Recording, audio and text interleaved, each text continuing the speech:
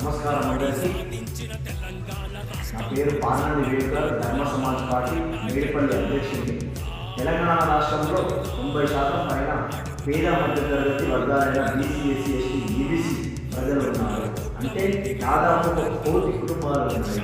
నేడు వీరు ఎదుర్కొంటున్న సమస్యలు ప్రధానంగా విద్య, వైద్యం, ఉపాధి, భూమి, నీరు 5 సమస్యలు పరిష్కరించడం ద్వారా తెలంగాణ ప్రజలంతా సుఖశాంతులతో, శాంతి సామర్థ్యాలతో జీవిస్తారు. కావున ధర్మ సమాజ్ పార్టీ ధర్మయుద్ధం మొదలుపెట్టింది. 9/12/2024 తేదీ నుండి 12/12/2024 వరకు మేడిపల్లి మండల ఎంఆర్ఓ కార్యాలయం వద్ద నీళ్ళ నిరాహార దీక్ష కొనసాగుతుంది. నిర్వీర్యంగా 4 రోజులు కొనసాగుతుంది.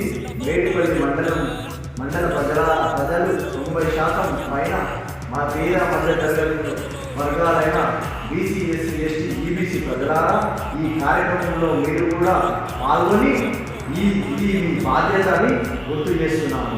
జై భీమ్, జై కాశీరామ్, జై భారత.